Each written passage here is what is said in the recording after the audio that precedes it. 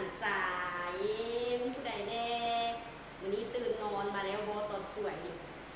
พากันนอนตื่นมาแล้วโบหรือว่ายังไม่ได้นอนเนาะในตอนสวยนี่วันนี้สาวคุณรถจะพาหลานมาเรานิทานนี่จื้อสาวคุณรถบ่เนาะสาวคุณรถสอนอยู่ห้องเคทีเด้อวันนี้จะมาเรานิทานให้พวกหลานได้ฟังน้ำกันเบิดทุกคนเนาะอยากฟังบ่วันนี้มีนิทานม้วนไหนนิทานนี้เรื่องชื่อว่าม้ากินหยังพวกหลานจะพูดบอกตัวม้านี่มันกินหยังเนาะม้านี่นะเป็นอย่างเขาเขียนใช่ว่าม้ากินหยังบอกมีอาหารมาหลายอย่างเลยอยู่ในนี่ม้ากินหยังเนาะพร้อมแล้วบ่อยากฟังแล้วบ่ท่านผู้หลานอยากฟังต้องตั้งใจฟังดีๆนั่งฟังแล้วก็เบิ่งที่เซอร์เด้อเบิ่งสักคนดีๆเด้อเกี่ยมเด้อเกี่ยมมาฟังสักคนก่อน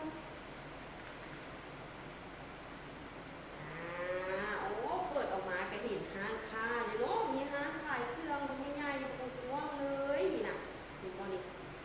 บังเอิญอยู่นี่แม่ของแม่ม้ากับลูกม้าเห็นบ่พากันไปซื้อเครื่องอยู่ในห้างแม่ของลาวกับพาลังยางเข้าไปในห้างแบบนี้เห็นบ่มีหลายๆคนไปซื้ออาหารในห้างแต่ว่ามื้อนี้แม่ม้าจะพาไปซื้ออย่างเนาะเอาไปเบิ่งน้ำกันกินน้ำกันเนาะแม่ม้าพาลูกม้าย่างไปซื้ออย่างนี้พวกหลานเห็นบ่มันซื้ออย่างนี่แม่ม้าได้พาลูกม้าย่างไปซื้อป่าอยู่ในห้างไปซื้อป่าแต่ว่าลูกม้านี่เราซื้อว่าเปเล่เด้อเราซื้อว่าเปเล่แต่ว่าเปเล่นี่บอกกับแม่ว่าแม่บอกลูกบอกกินปลาเราว่าเราบอกกินปลาเนาะเราเปเล่นี่เราว่าเราบอกกินปลาจากหน่อยแม่เราก็พายางโตไปโตเบิ่งเด้อว่าเราแม่เราสิพายางไปซื้ออย่างโตอีกกันอ๋อหลานเห็นว่ามีแม่มาพายางไปซื้ออย่างโตเนาะโอ้โตออกใหญ่ๆเลยนี่นะแม่มากำลังจะแย่งลูกไปจับเอาก็บอกมาแม่มาพาลูกมาไปซื้อกับปูแต่สีหน้าของลูกมาเป็นจังไดโอ้เราตกใจแล้วก็บอกแม่ว่าเดี๋ยวเราไปเล่ก็บอกว่าแม่ลูกบอกกินกับปูเปเล่ก็บอกกับแม่ว่าเราเห็นบอกกินกับปูก็ไปแม่แล้วก็พายางไปต่อไปซื้ออย่างต่ออีกเนาะอยากเห็นบ่อยากรู้บ่เอาเบิ่งกันเด้อตั้งใจเบิ่งเด้อ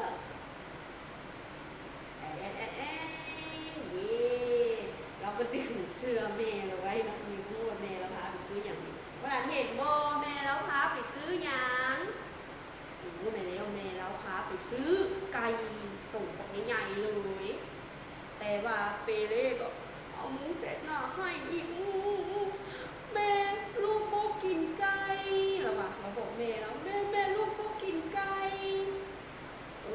วันนี้แม่เราก็พุ่งจากสิเฮ็ดเนาะแต่แม่เราไปพายางไปโตไปคันซั่นแม่จะพาไปซื้อโตกันไปเบิ่งว่าลูกอยากกินหยังไปเบิ่งน้ำกันไปเบิ่งเด้อครับปีนี้เราอยากกินหยังเนาะในมื้อนี้โอ้บ่ดึงแม่แล้วก็พายางไปเห็นหยังผู้หลานว่าอันนี้มันหยังเนาะ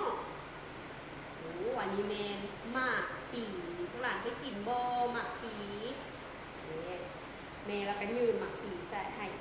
แม่ซื้อหมากปีให้ลูกกินเด้อไปเรียกกับเครียดแห้งยางกับลังสิยางออกไปจากห้างแล้วก็บอกแม่ว่าแม่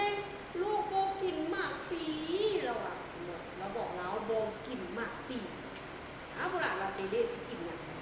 จังหน่อยแม่แล้วก็ยางพานไปโตไปเรียกบุฟ้าออกไปเดินลูกแม่จะพาไปซื้อเครื่องโตจากหน่อยแล้วก็มันสิยางออกไปพอดีแม่เรายางไปเห็นอย่างน้อยเห็นหญ้ามันงามเลยแม่เราก็ยางไปซื้อหญ้าแล้วแม่เราก็มองใส่เปเล่ลูกอยากกินหญ้าบ่ใส่แล้วก็แลนปินหน้าเห็นบ่สีหน้าของเราเป็นจังได๋ดีใจแล้วก็ยิ้ม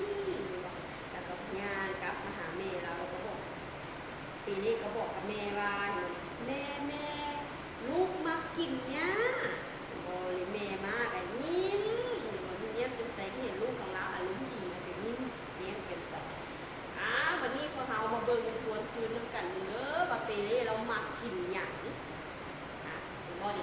หลานมึงเห็นบ่มาเบิ่งกับสกุลเด้อแล้วเปเล่เนาะตอนนั้นอิดแม่แล้วว่าแม่เราพาไปซื้อเครื่องเพราะหลานว่าเรากินบ่หมักแตงโมเราโบกินเราโบมักกินเอาเพราะหลานว่าเรามักกินไก่บ่เปเล่เราว่าเราโบกินเนาะโบมักกินโบมาเรามักกินหมักปีบ่เอาเปเล่ตอบแม่แล้วว่าโบลูกโบมักกินหมักปีเราโบมักกินเพราะว่าเรามากินไอศครีมบอโน่แม่เล่บอเรามากินเนาะไอศครีมด้วยกันแม่เราบอกว่าลูกกินกระปูบอเราจะโตว่าลูกโบมากินเราโบมากินกระปูเพราะว่าเรามากินยางตอบเหมือนกันรู้เรามากินยางแม่แล้วครับปีนี้เรามากินยาแม่แล้วเนาะมาจะต้องกินยาแม่บอมาจะบ่กินไก่บ่กินกระปูบ่กินหมักแตงโมบ่กินป่าแม่บอมาพวกหลานว่าม่วนบ่นิทานเรื่องนี้เนี่ยวันนี้สักนุ่นเรานิทานเรื่องมากินหยังพวกหลานจะพูดแล้วเนาะว่ามานี่กินหยังเป็นอาหารมามันจะกินหยังเป็นอาหารแล้วจุดเด่นวันนี้ม่วนบ่วันนี้เขาก็เริ่มมาเข้าบทเรียนกันเนาะวันศุกร์นี่สองคนจะมีบทเรียนมาฝากหลังอีกน้อยนึงเนาะเรียนวิชาภาษาลาวมันกันอีกนี่มาเบิ่งรู้อยู่ทางหลังกระดาษอ่านต่างสกุลเด้อวันนี้แม่มื้อวันศุกร์วันที่30เดือนเมษาเนาะเดือน4ปี2021เนาะเขาไม่เรียนวิชาภาษาลาวนำกันเนาะเพื่อว่าเราจะบ่ลืมบทเรียนเอาเนาะข้อที่1จงเลือกเอาพยัญชนะแต่ละตัวตื่มใส่บอนวางให้ถูกต้องเห็นบ่ให้พวกเราเลือกเอาตัวพยัญชนะแต่ละตัวเนาะอยู่ในนี้เช่นว่ามันจะมีตัวนอตัวบอตัวปอเด็กก็ตัวขอรอแล้วอันนี้สักครู่จะพาผู้หลานเรียนทานมาแล้วเนาะมันจะมีคำในตัวหนึ่งมันจะมีอยู่3คำเป็นบอคือตัวนอนมันจะมีอยู่นอหยาง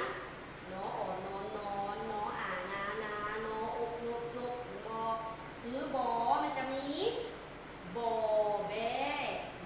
บอใบไม้บอบูตัวปอมันก็จะมีปอปลาปอเป็ดปอหูตัวพอมันก็จะมีปอเครื่องปอผ้า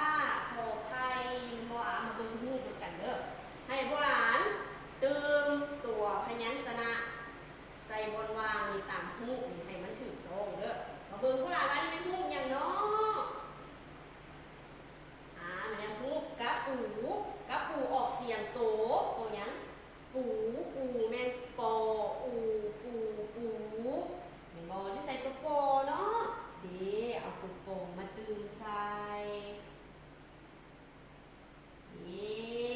ถึกต้องบอพวกหลานมาถึกบอนี่แล้วถึกแล้วคำต่อไปเป็นอย่างเนาะนี่อันนี้พวกหลานมันเป็นหูอย่างนี้คนกำลังนอนหลับอยู่นอนออกเสียงตัวอย่างเนาะตื่มตัวพยัญชนะตัวไหนใส่เนาะตัวนอไปแล้วนออ่อนนอนมันเขียนตื่มใส่แล้วคำต่อไปอันนี้ฮูกอย่างอาจจะจืดง่ายเนาะตัวนี้เป็นตัวเพิ่งมันก็บอกแล้วเราว่าให้ตื่มตัวขอบอกขอพอเอิงเพิงหมายโทเพิ่งแล้วคำต่อไปเวลามาตื่มตัวนี้นี่นะฮูกอย่างน้อยนี่อัน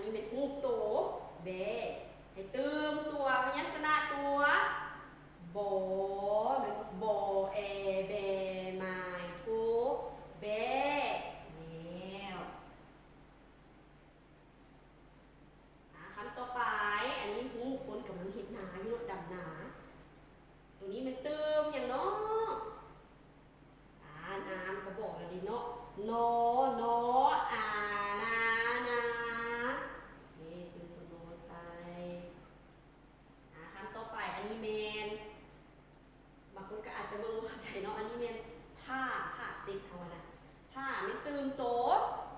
โหไม่บอกคือน้ำลืมไปเนาะมื้อนี้อันสกุลจะมีเจียตัวนี้แม่นบ่เอาให้พวกหลานไปเฮ็ดอยู่บ้านแล้วเนาะให้พวกหลานตื่มใส่เด้อตื่มตัวพยัญชนะแต่ละตัวใส่บนวางเลยก็ระบายสีพร้อมเด้อทาสีให้งามๆนี่บ่แล้วเฮ็ดแล้วอันผู้ใดอยากส่งมาให้สกุลเบิ่งก็ได้เพื่อว่าพวกหลานตอบถูกบ่เฮ็ดถูกบ่ตัวนี้เด้อให้เฮ็ดตามนี้เด้อเจียนี้เลยเด้อเห็นบ่โอเคน้ำเจียพวกหลานหั่นผ้านี่มันจะบ่มีไหมโทเด้อให้พวกหลานตื่มใส่เด้อไหมโทเด้อสกุลจะเขียนไหมโทใส่บนถึงหัวเด้อพอผ้าไหมโทผ้าคำต่อไปโบโอโบโบอยู่ใส่เนาะตื่มตัวพยัญชนะอย่างเนาะตัวโบแม่แล้วตื่มตัวโบใส่โบโอโบโบอันนี้งูตัวอย่างเนาะตัวเป็ดเขาตื่มตัวพยัญชนะตัวอย่างตัวโปแม่นบ่โปเอ็ดเป็ดเป็ดคำต่อไปอันนี้ฮูกนกเอาตื่มตัวพยัญชนะตัวใดตัวโนไปแล้วโนอกนกนก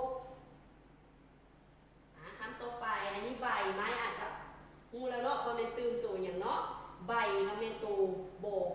บไอใบใบโบไอไม้ไม้ทูไม้ใบไม้คำนี้เคยพาอ่านแล้วมันจะยาวในน้อยนึงตัวนี้ไม้ไผ่เห็นบ่นี่เขาจะออกเสียงเป็นตัวอย่างเนาะมันแล้วออกเสียงตัวพอไอไผ่ไม้ไผ่คำสุดท้ายแล้วเป็นรูปอย่างเนาะอันนี้ให้ง่ายเห็นบ่อันนี้เป็นตัวป่าเขาตื่มตัวพยัญชนะตัวปอมาแล้วปอปาพวกหลานรู้วิธีตื่มแล้วเนาะตัวนี้เนาะหลังจากอยู่บ้านพวกหลานสามารถเบิ่งคลิปวิดีโอตัวนี้ก็ได้แล้วให้เอาเจียมาเฮ็ดก็ได้เอาเจียมาเขียนแล้วก็ให้ตื่มตัวพยัญชนะใส่แล้วก็อ่านเป็นคำเด้อวันนี้เวลาของสกุลกระเบิดลงเพียงเท่านี้แล้วในมื้อวันศุกร์มื้อหน้าพบกันใหม่เด้อสบายดีบ๊ายบาย